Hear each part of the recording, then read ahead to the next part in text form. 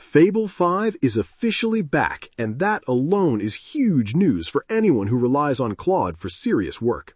After being pulled offline on June 12th following a sudden government export control order, Fable 5 started rolling out globally again on July 1 across Claude Platform, Claude AI, Claude Code, and Claude Cowork.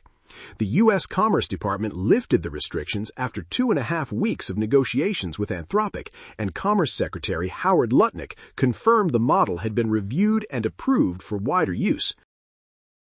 But before you get too excited, there is a twist you need to know about, because this comeback is not a full return to how things were before, and understanding the difference could save you a lot of confusion if you're trying to use these tools for work. Here's the good part first. Fable 5 is available to everyone again, worldwide, no waitlist, no approval needed.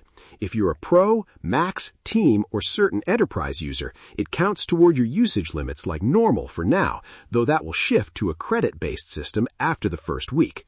This is the version built for general public use, meaning writing, coding, research, and everyday tasks with safety guardrails already built in to prevent misuse.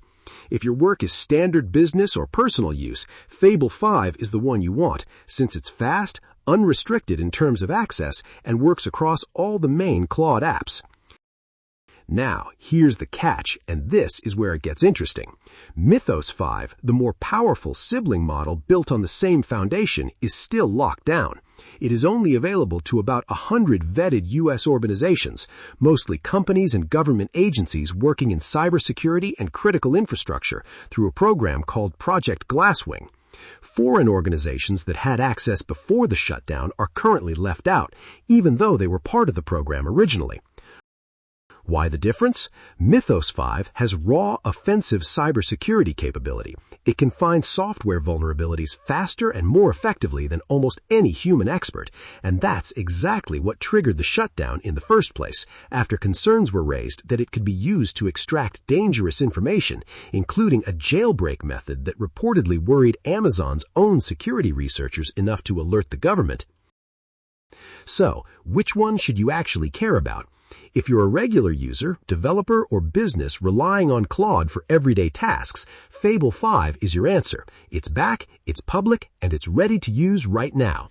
But if you work in cybersecurity, national infrastructure, or a field where offensive security testing matters, Mythos 5 is still out of reach unless your organization is one of the approved partners. And even then, access could still change depending on how ongoing talks with the government go. Anthropic says it's working on an industry-wide framework to score how dangerous a jailbreak actually is, so future access decisions won't be this chaotic again. But for now, the takeaway is simple.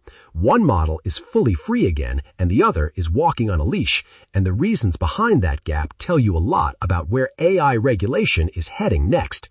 So stick around, because what happens with Mythos 5 next could set the rules for every powerful AI model that comes after it.